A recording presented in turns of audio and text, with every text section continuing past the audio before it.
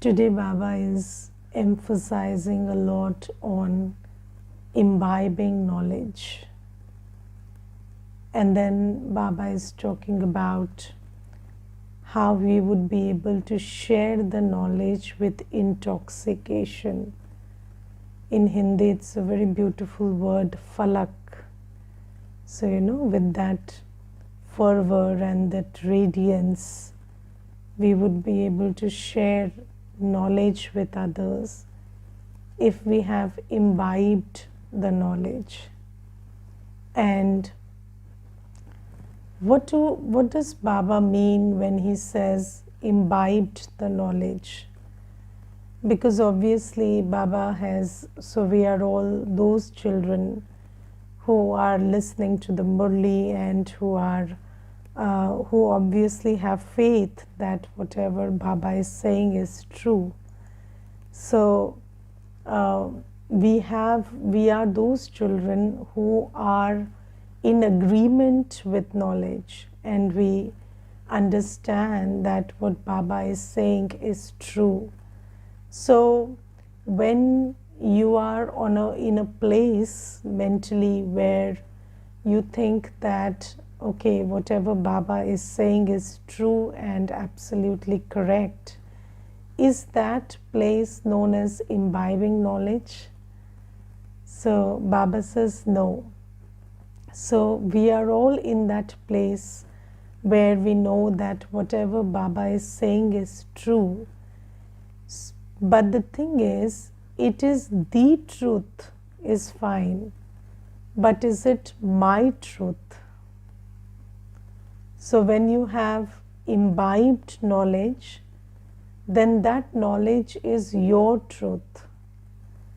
And when you have, so there may be a gap between what you think is correct and what you have imbibed in yourself.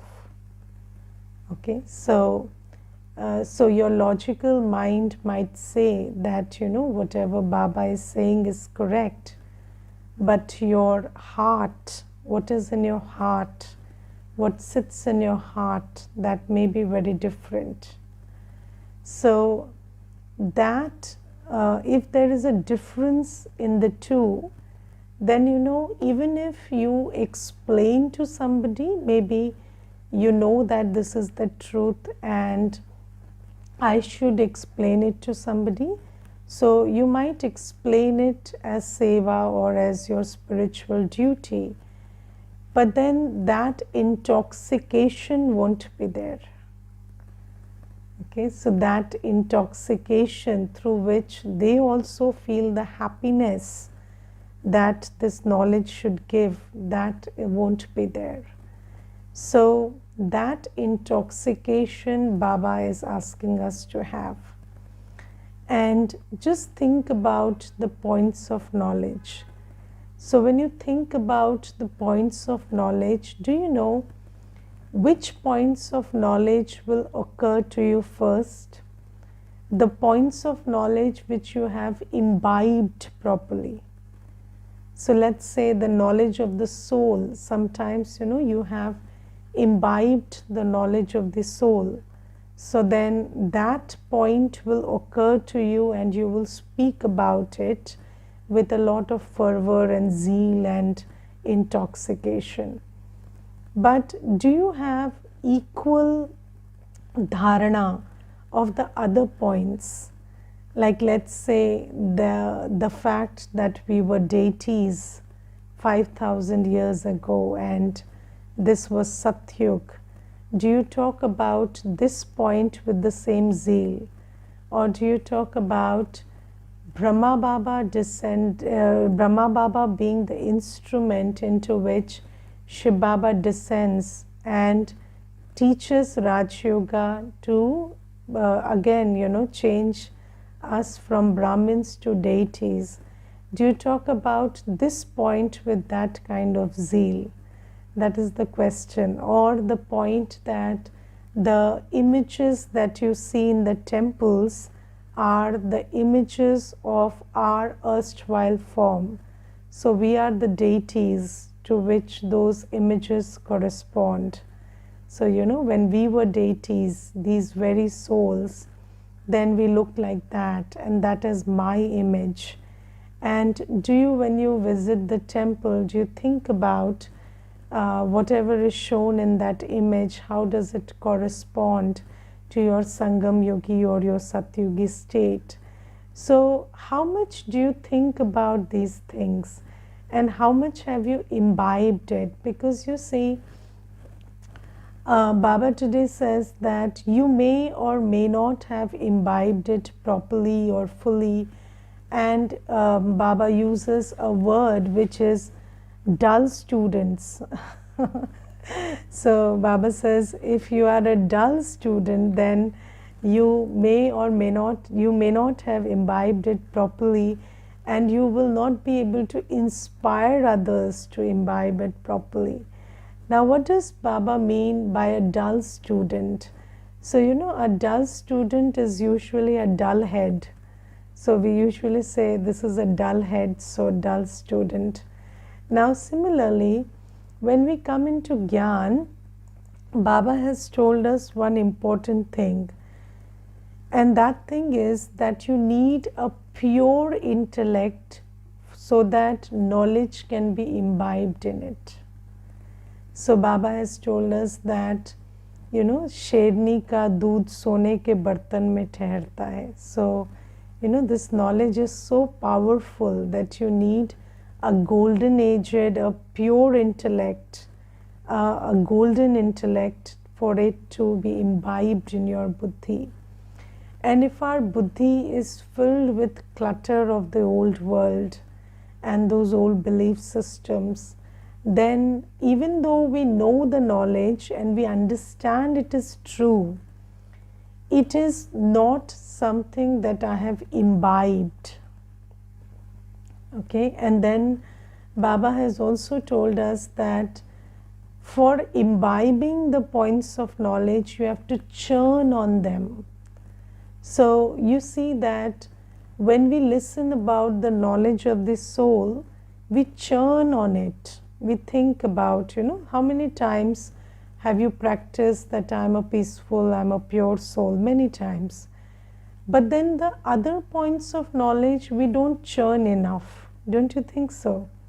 We don't sit and think about how, in this 84 birth cycle, and especially, if you churn about this knowledge of the cycle or the staircase, then you think about what all transpired in these 84 births, and then how, that same Brahma who was Vishnu or Sri Narayan in the first birth, he changes, and there is the saying night of Brahma.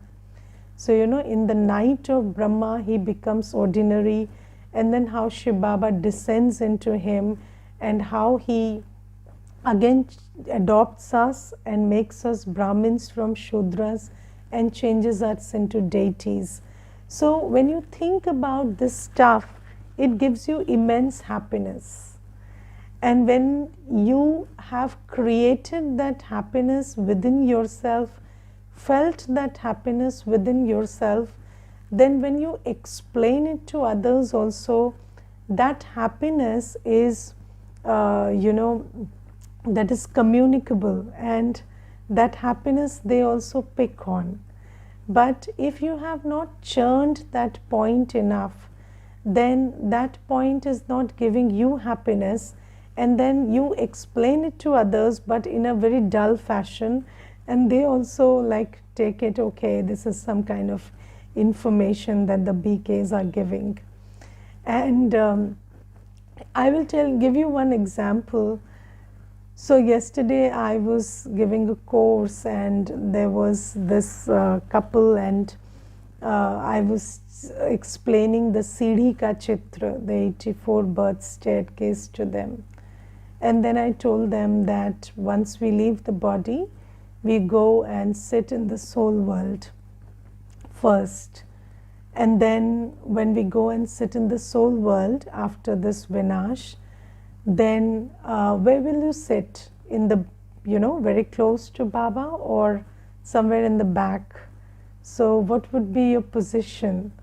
So then they started thinking, and then that suddenly that lady asked me that, so Didi, what do we have to do to sit very close to Baba? Because right now I don't have the confidence that I will sit very close to Baba. So you see that you can inspire others to also think about their position when they sit in the soul world, or their position about when they come to Satyog, but that thing has to be imbibed in you. There is a lot of difference between understanding knowledge, having faith in knowledge, and imbibing knowledge. Yes, and the difference is very comparable to eating food and digesting food.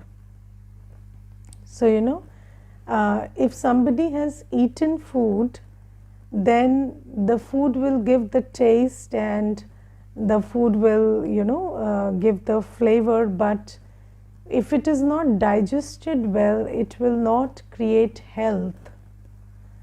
And when you're not healthy, you cannot make a difference. So that's the difference. So when we listen to knowledge, we feel good, we understand it, there is intellectual satisfaction, there is happiness that comes from knowing something. But then when you imbibe it, it gives you strength, it gives you a lot of other things which just listening to it and having faith in it doesn't give you. So Baba says, have you imbibed knowledge? Now you see, today Baba makes a very good point in the Murli. Baba says, in Abu there is the temple of the Adhar Kumari and the Kumari. Yes, so there is the temple which is called the Kumari Kanya Mandir, and then there is the temple which is called the Adhar Kumari Ka Mandir. And then Baba says that people go and visit both these temples, and in those temples there are many alcoves like kotri. So in one temple there are many kotris, different places where many such other Kumaris or many such Kumari Kanya statues are placed. Now Baba says, now people in bhakti don't know who these other Kumaris are or who these Kumari Kanyas are. Now Baba says, I explain to you that Brahma Kumaris, so Baba's children, they are of both the kinds. So those who, when they come, they are a Kumari, so unmarried. And then there are others who have been, who have been on the vicious path, and then they have changed their course, and now they have embraced a life of celibacy. So Baba says, both these kinds, they are both Brahma Kumaris. It's not like one is a real Brahma Kumari and another is a fake Brahma Kumari. It's not like that. So Baba says, both Kumaris and other Kumaris are equally worshipped in bhakti, because when Baba comes, both these entities, the ones who have never been on the vicious path in this life and the ones who have retracted and taken the path of purity, both of them are equally Brahma Kumaris. And when they perform the acts that Baba asks you to, then you get the status equally. So Baba says, this is why both of them are worshipped. And Baba says, similarly, when you look at the temples and the deities sitting in the temples, do you understand that these deities, these temples and these figures, they are all representations, they are all memorials of whatever is happening in Sangam Yuga. So Baba says, have you imbibed these points? And when you imbibe a point, you don't say that, you know, this is a temple and Baba says we were a deity. No, it's in your attitude. You feel happy that this is my temple. So when you imbibe something, it becomes part of your smriti. It's part of your consciousness, and it colors your attitude and perception. And it becomes part of your vision, you know. And I will tell you one experience shared by a sister, and she shared that when they were little children, they were 4 years of age, she and her brother, so very, very young, you know, 3, 4, 5 years of age. At that time, their parents came into Gyan. And their first introduction to history was that we were a deity. Okay, so they did not listen, they had not read the history that is taught in school. And they went to school and read history later. But their first introduction to history and geography was that there are the 3 worlds, and then 84 births back you were a deity, and this was their first introduction. So then she was sharing, that sister was sharing, that when we went to school, we found that these people are all very misguided, and they are talking about history in a different way, and they don't know perhaps. And then when they came home and they told their parents, so their parents said that history you study and write in the exam, but this history is the real history that we taught you. So then she said it was very easy. We never had any confusion. We knew that these people are teaching something which is different, and we have to just give an exam in that, and the real history is this. And we always, in our inner world, our perception, our attitude was colored by Baba's history. So we never saw it differently, or there was no, but you see, when we don't come as children, and there is so much of other stuff which has already colored our inner world and our consciousness, and then it is sitting right there at the core, and then we listen to Baba's knowledge, then a lot of purification, a lot of churning has to take place before this truth becomes a part of your attitude and perception.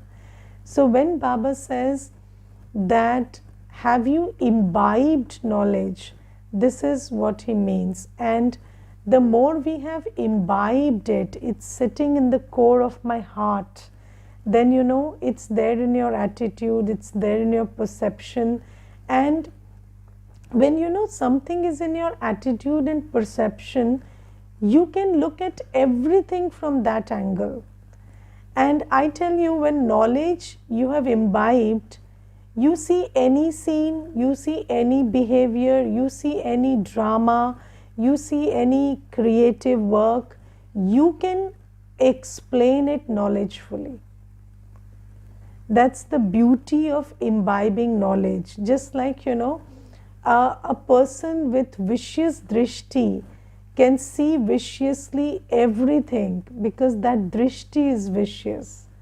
Similarly, a soul who has imbibed knowledge can see everything knowledgefully. And when you explain to somebody, you can take very simple examples and explain, because you know, when you have imbibed the knowledge of the cycle, it's so easy. You look around, everything is going cyclic. What is not cyclic?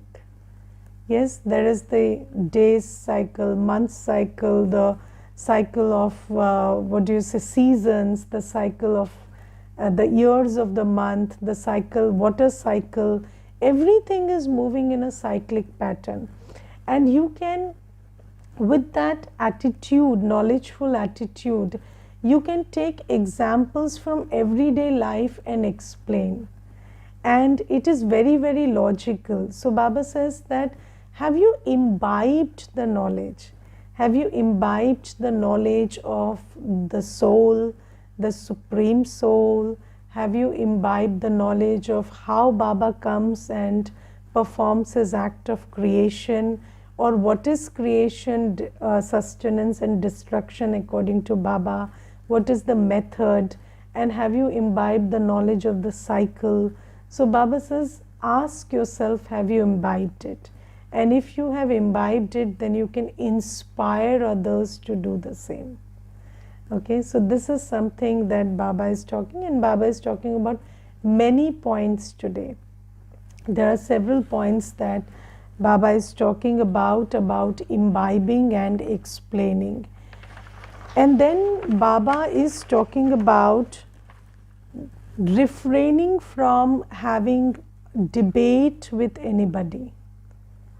So, do you understand that although whatever Baba is telling is universally true, still not everybody will imbibe it the same way or accept it the same way.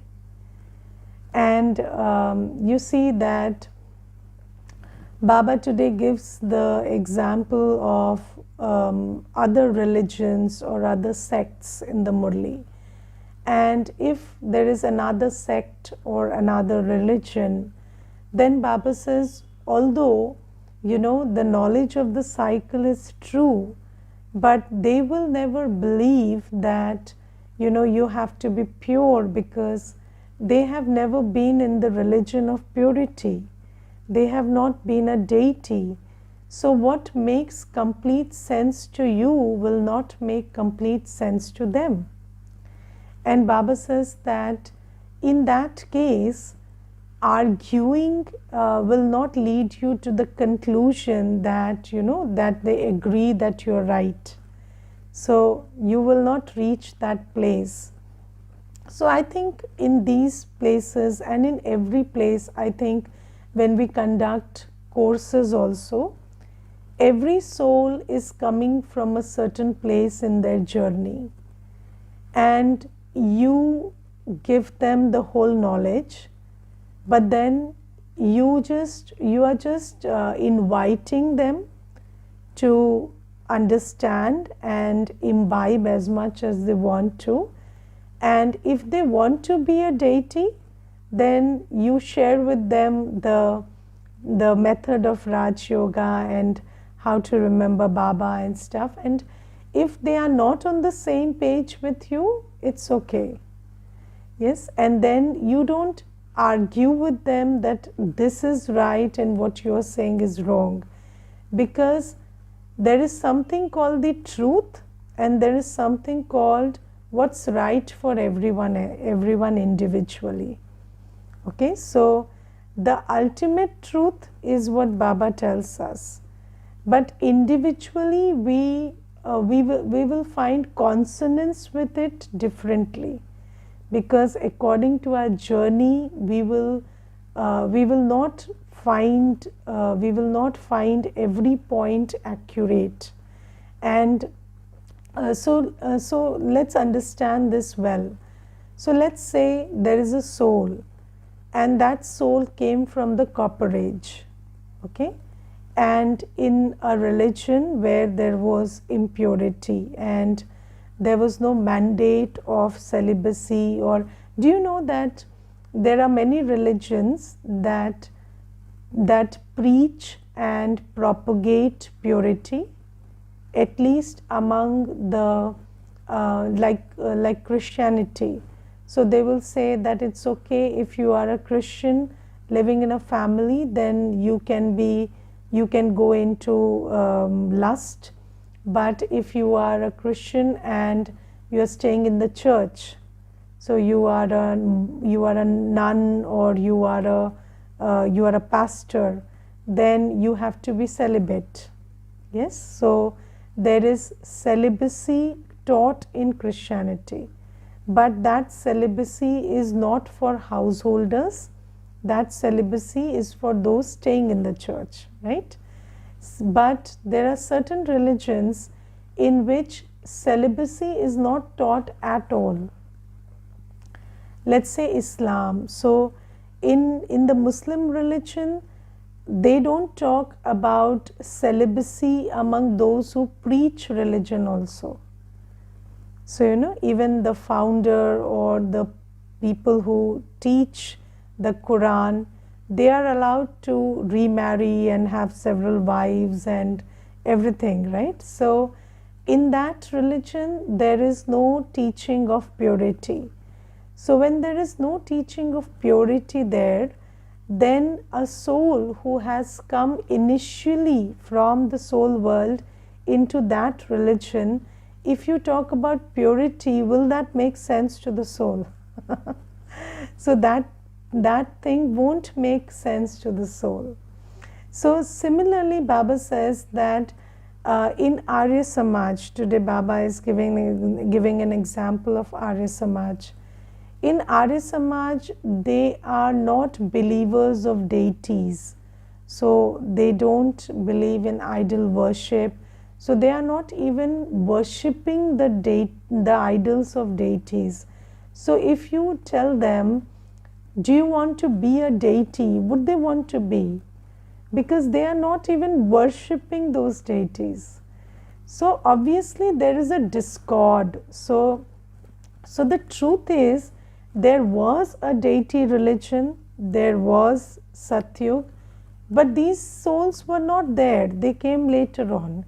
So even if this knowledge they listen from somebody, or even in bits and pieces they get to know what the Brahma Kumaris are teaching or preaching, they wouldn't find, that knowledge cannot sit in their buddhi because it's not in their memory.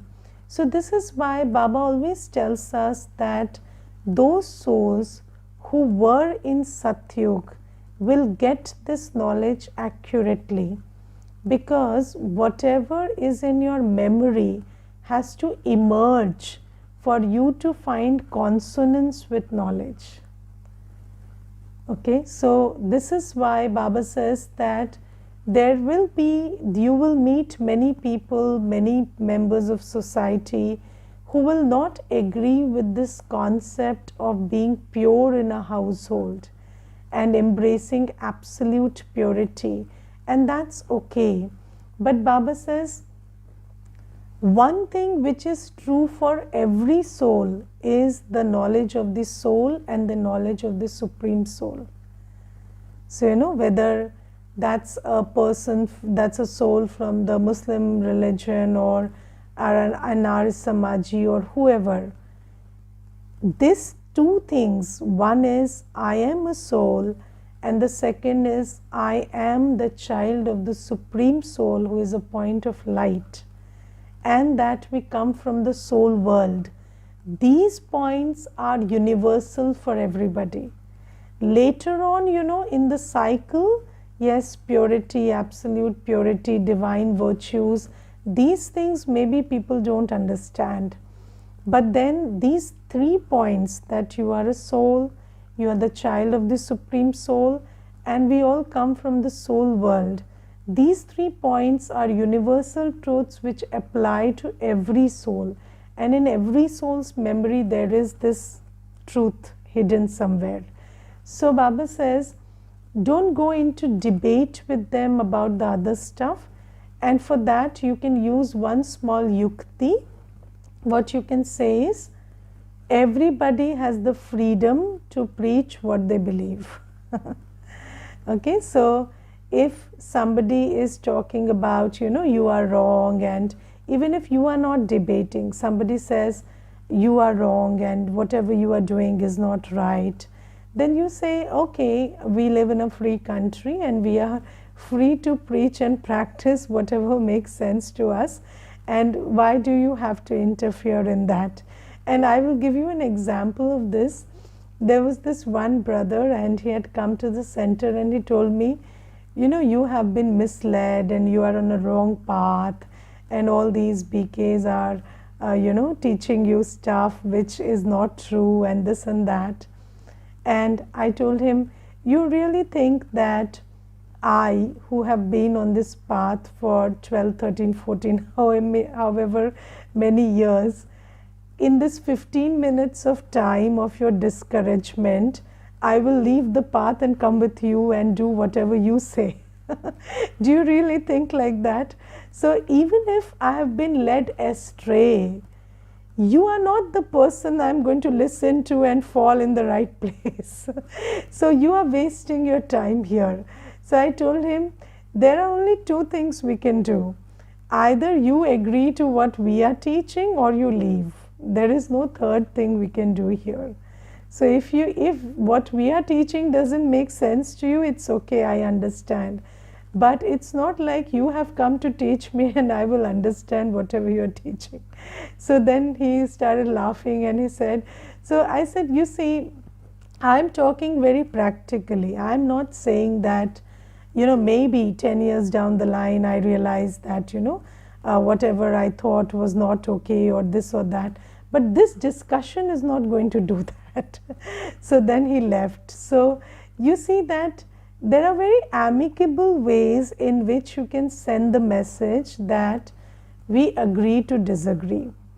Okay, so we just have to agree to disagree, and Baba says you don't have to debate there, you don't have to prove there. And remember this is a very important piece of teaching, because I think that many a times BKs enter into arguments and you try to prove something which is not necessary. It's okay if somebody doesn't, but anyways give them the knowledge of the soul, the knowledge of the Supreme Soul and the knowledge of the soul world, and teach them how to detach from the body and remember Baba. And teach them the practice of detachment. Teach them how detachment will give them perspective. And if you teach them this, even if they imbibe it in various degrees, it's okay. But that's your job. You have to give them the knowledge of the soul, Supreme Soul and the soul world. Even if they don't agree to the other stuff about purity and divine virtues. So this is something that Baba is underlining today. And then Baba today says that, just like physical personalities, so you see somebody with a big car and you see somebody very gaudily dressed and somebody carrying themselves off physically in a very attractive manner, then you also become body conscious, don't you? So if somebody has great physical personality, that great in appearance, and these days we have all heard stories about people who are very who are called influencers on Instagram, and they are carrying themselves off very beautifully and attractively, and then when you get a sneak peek into their real lives, so that is a disaster. So they live in a very messed up manner, but apparently they are all, they present themselves in such an attractive manner. And Baba says that when you look at somebody who is having a physical personality, whether it is dress or living or lifestyle or the way they put on makeup or the way they walk or talk, then what happens is you also become very body conscious. So a physical personality has the strength to pull you into body consciousness.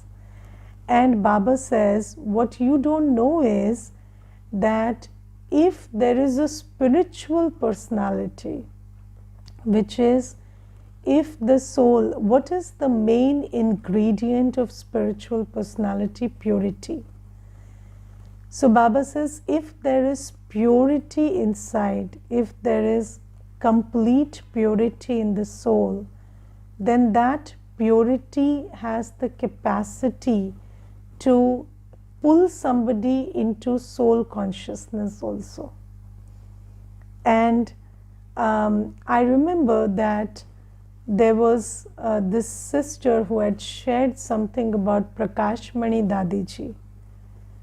And she said that when I met Prakashmani Dadiji, I don't know what happened, but I felt like I want to be like her. And she was born and brought up in a different religion, different country.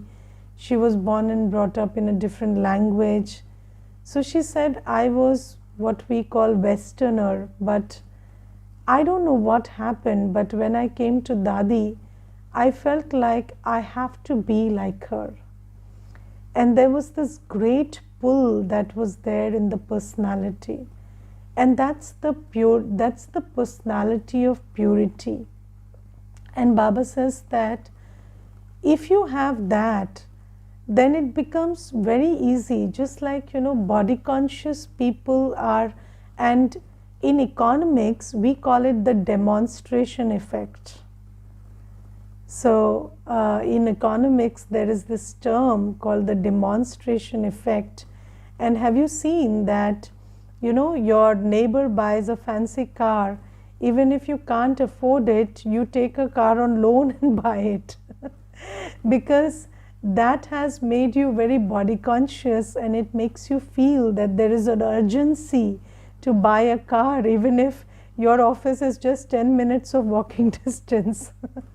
So that is the kind of effect that other people's physical personalities have on us. So think about the power of spiritual personality. But do you know why we are all experienced in the power of physical personality, but not in the experience of spiritual personality? Because not many souls have that personality of purity. And the world needs to see more and more examples of the purity of the personality of purity, so that this personality of purity becomes famous and more people adopt it. And when all BKs, we Brahmin souls, we carry this personality of purity, then we will attract so many souls into spiritual lifestyle and becoming pure. And don't you think that when you are dressed in white and there is a clean heart and a soul conscious attitude and the feelings and vibrations of good wishes and good feelings, then don't you think you create an environment where people are attracted to be like that? So people are attracted to be like that. And Baba says this is the kind of personality that we need to create and carry around. And a personality is a very, very powerful instrument that pulls others in a certain direction. And Baba says, take care to have that personality of purity which pulls people towards a spiritual lifestyle. Okay, Om Shanti.